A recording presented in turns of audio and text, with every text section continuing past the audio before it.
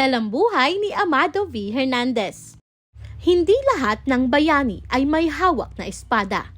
May mga bayaning panulat ang naging sandata. Sa araling ito, kilalanin natin ang isa sa pinakadakilang manunulat sa kasaysayan ng panitikang Pilipino, si Amado V. Hernandez. Isang makata, mamamahayag at Pilipinong ginamit ang panulat upang ipaglaban ang bayan at karapatan ng mamamayan.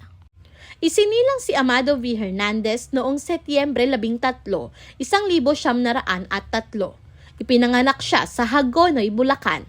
Lumaki siya sa panahong nakararanas ng kahirapan at pananakop ang Pilipinas.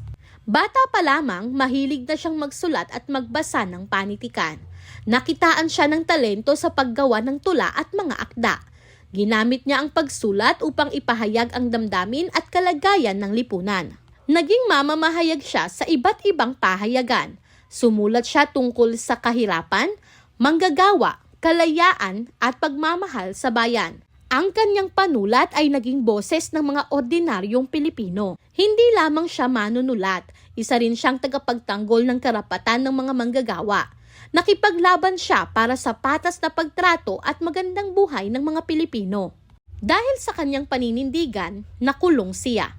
Ngunit kahit nasa bilangguan, hindi siya tumigil sa pagsusulat. Patuloy niyang ginamit ang kanyang panulat bilang sandata para sa katotohanan. Ilan sa kanyang mga tanyag na akda ay Isang Dipang Langit, Luha ng Buwaya, Mga Ibong Mandaragit, at Alamat ng Lahi. Ang kanyang mga akda ay nagpapakita ng pagmamahal sa bayan at pakikipaglaban para sa kalayaan. Dahil sa kanyang malaking ambag sa panitikang Pilipino, kinilala siya bilang pambansang alagad ng sining sa panitikan. Isa siya sa mga manunulat na nagbigay dangal sa panitikang Pilipino. Siya ay makabayan, matapang, makatao, mapanindigan at mapagmahal sa bayan.